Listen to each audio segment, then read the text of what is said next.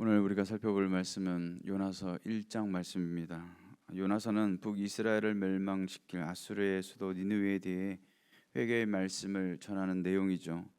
요나가 활동하던 시대는 북이스라엘이 멸망한 BC 722년보다 40년 전에 그 시대에 활동하던 선지자입니다. 요나서의 핵심 주제는 무엇인가 하면 회개하지 못할 죄는 없다라는 것이죠. 이 말은 모두가 하나님 앞에서는 회개하고 용서받아 돌아올 수 있는 백성들임을 보여주고 있는 것이죠.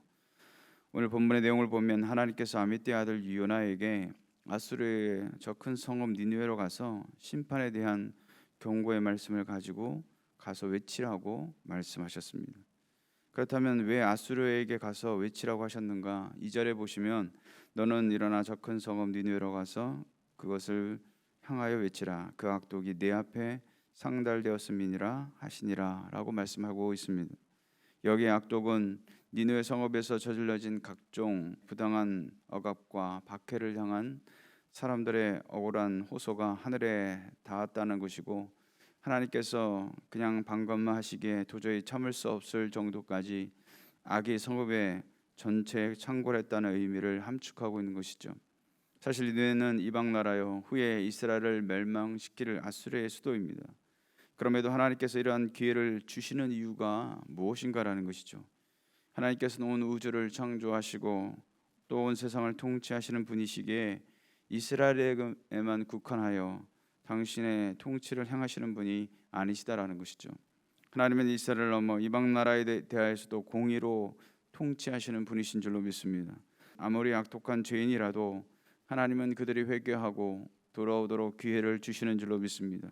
그러나 그 기회마저 버리고 회개치 않는다면 하나님의 무서운 심판이 임함을 기억하고, 오늘 저와 여러분의 삶 가운데 여전히 복음을 들어야 할 영혼들이 누가 있는지, 누가 회개하고 돌이켜야 할 영혼들인지를 향해서 담대히 복음을 증거할 수 있는 저와 여러분 되시기를 주님의 이름으로 축원을 드리겠습니다.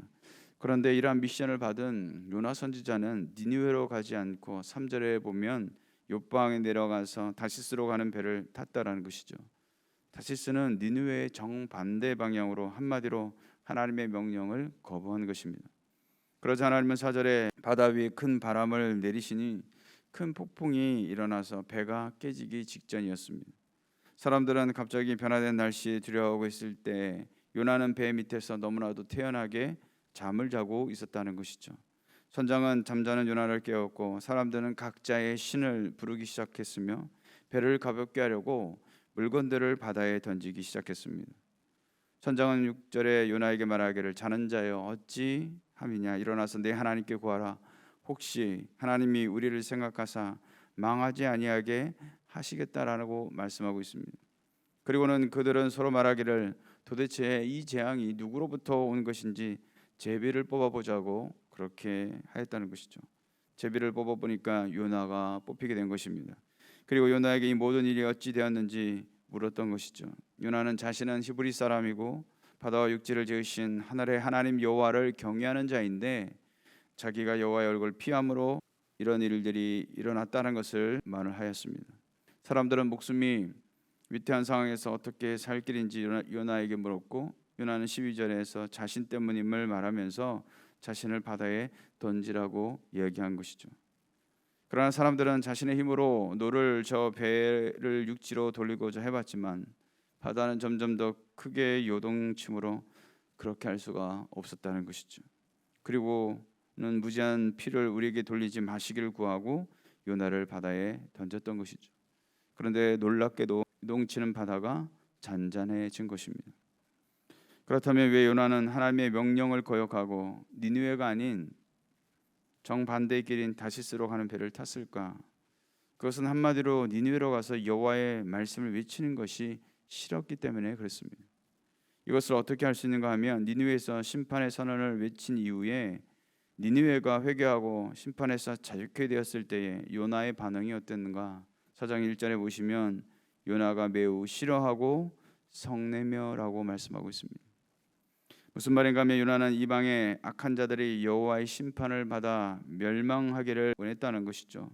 그가 말씀을 선포함으로써 그들이 회개하며 그 심판을 피할 경우를 미리 차단하고자 니느웨로 가지 않고 정반대 방향으로 달아나려고 했다는 것을 알 수 있다는 것입니다. 사랑하는 성도 여러분, 우리가 볼 때에 악하고 죽어야 마땅하다고 생각하는 사람이라 할지라도 하나님이 보실 때에 그가 구원받을 예비된 영혼이라면 어떻게 하겠느냐라는 것이죠. 우리가 대상을 가리지 않고 복음을 전해야 할 이유가 바로 여기에 있는 것입니다.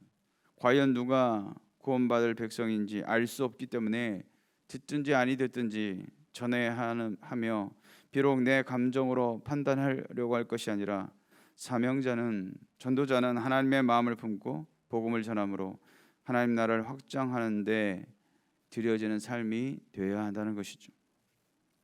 또 한 가지 우리가 생각해 볼 것은 유나의 행위를 나타내는 표현을 찾아보면 3절에 욥바로 내려갔더니라고 했습니다. 이 내려가다라는 건 히브리어로 야라드라고 하는데 3절 끝에 배에 올랐더라라는 말씀 역시 야라드를 쓰고 있습니다.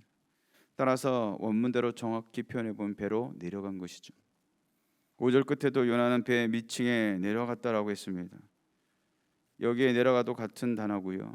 2장 6절에 보면 내가 산의 뿌리까지 내려가 싸우며 할 때에 이 내려가다 역시 같은 단어를 쓰고 있습니다. 히브리어에서 여러 번 반복하고 있는 것은 강조를 나타내고 있는 것이죠. 의도적으로 어떤 단어를 통해서 나타내고자 하는 의미가 있다는 것이죠. 과연 무엇을 의도하고 있는 것일까요? 이 동사는 요나가 하나님을 피해 달아나는 과정에서 영적으로 점점 더 하나님으로부터 멀어지며 침륜에 깊이 빠지는 과정을 내려가다라는 동사로 표현하고 있는 것입니다. 무슨 말이겠습니까? 요나처럼 고집스러운 불순종은 결국은 영적인 침체에 빠지게 함을 우리는 기억해야 될 줄로 믿습니다. 또한 그 과정에서 욥바에서 마침 다시스로 가는 배를 만났다는 부분에서도 하나님의 얼굴을 피해 도망치는 길이 매우 순조롭게 열린 것인데, 그러나 처음의 길이 쉽게 열린다고 해서 그것을 하나님의 뜻으로 착각해서도 안 된다는 것입니다. 만약 하나님께서 욥방에서 요나를 막으셨다면 어쩌면 요나는 과연 회개하였을까 생각해 볼 수 있는 부분이죠. 하나님으로서는 요나를 완전히 헤어날 수 없는 공경에 빠질 때까지 두셨다가 그 이후에 그를 거꾸로 틀리고 그가 그토록 고집하였던 불순종의 결과인 절망의 나락에 내려앉게 하심으로 그의 허물과 죄악됨을 철저하게 깨닫게 하시고 그것의 근거에 철저한 회개를 하도록 하셨다라는 것이죠. 사랑하는 성도 여러분, 한 사람의 불순종으로 배의 모든 사람이 죽을 뻔하였다면 반대로 한 사람이 순종한다면 얼마나 많은 영혼을 살릴 수 있겠습니까? 누구보다 요나를 잘 아시는 하나님이 그를 회개하게 하시기 위한 최상의 방법이었다고 본다면 오늘 저와 여러분은 어떠냐라는 것이죠. 그러나 우리 역시 요나보다 더하면 더하지 덜하지 않는 존재라는 사실을 우리는 기억해야 합니다. 그러기에 말씀에 순종하라는 태도가 아닌 우리의 고집과 아집이 결국은 우리 스스로를 영적 깊은 침체에 빠지게 함을 기억하고 오늘 하루도 살아가실 때에 우리에게 주시는 말씀 앞에 즉각적으로 순종하고 주의 뜻을 이루는 삶에 아름답게 드려질 수 있는 동산의 모든 성도들 되시기를 주님의 이름으로 축원드리겠습니다.